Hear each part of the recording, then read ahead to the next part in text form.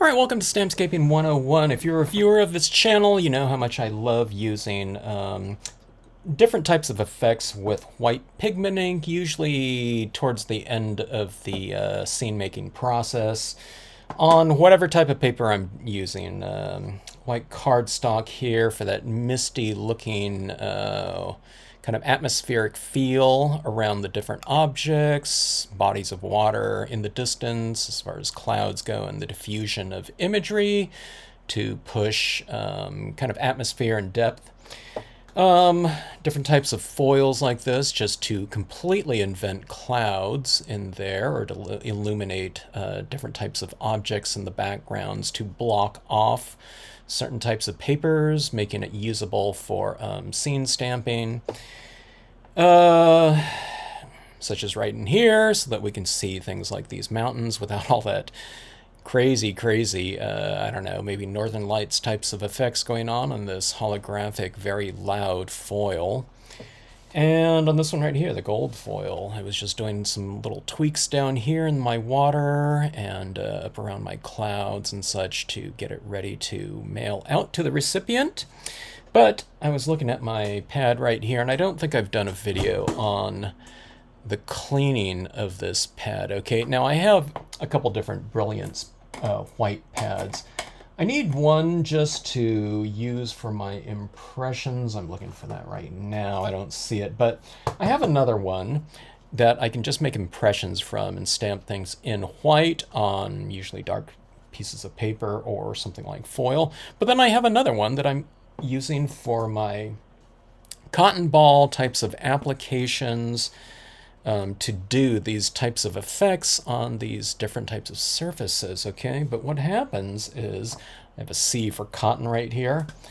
You get some buildup right here, so if I can get in there close enough so you can see it, but you can see this pulp in here. Okay, now that starts to build up over time, and if I'm dabbing my cotton ball in here, inevitably I'm going to be transferring some of that fiber onto my surfaces, which I don't want, okay? Now, I don't do this too often. I'm not cleaning it out all the time, and you don't want to, because once you get this re-inked, you don't want to be cleaning that off like I'm going to show you here, because you're going to be wasting too much ink. But once I've used a good portion of that re-inking on there, and we get a decent amount of cotton fiber buildup. By the way, I'm always using 100% cotton balls, okay? I don't find the synthetic ones to work at all. Okay, so I just take any type of, I don't know, credit card or something like that. It could be anything. It could be a plastic ruler or something like that, but you see those right here? As I start scraping away in here like this, and I'm not going really super firmly in there. I'm just kind of scraping off the surface, but you can see all of that cotton ball fiber, okay, or the cotton fibers coming off of here, okay. I don't find this does any damage to my foam pad at all. Again, I'm not digging into it, you know, with a really firm hand or anything like that. And I usually just work it from one side to the next. You don't really have to get it 100% cleaned off. I try to go, you know, for a decent cleaning of it. But you can see like this, I don't have any buildup. Well, I mean, very little buildup of ink on here. So again, I'm not wasting ink. And this just kind of balls up here. You know, you can see it right there.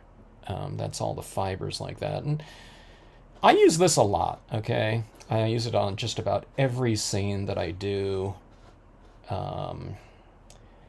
And I probably haven't done this in, I don't know, maybe 2 months or something like that. So again, you don't need to do it too often.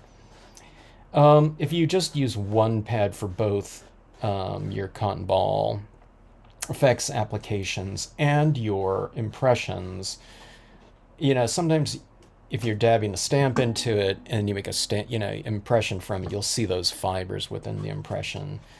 You know, I mean, it just depends on how much is on there, but I don't like to have that, especially if I'm stamping out something like word stamps. Then it really stands out because it's in those letter forms. Okay, so I'm just taking this off. Let me see. Let me try to go both ways here. scraping it both ways.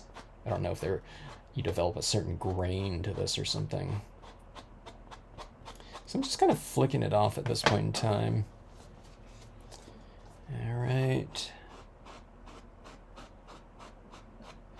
And that should be it. Again, don't put a lot of pressure into it. You don't want to damage your material, your pad material.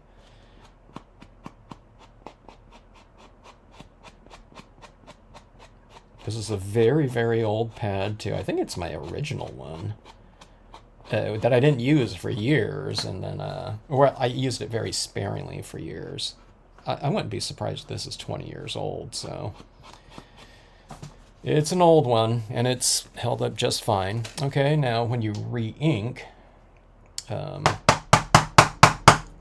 your pad, now on my pad that I'm using, my cotton ball types of things, I don't want to have this really, really wet, okay, because I want, you know, when I apply my cotton ball types of, I don't know, effects on something, it's supposed to represent something very thin, like mist or clouds or something like that.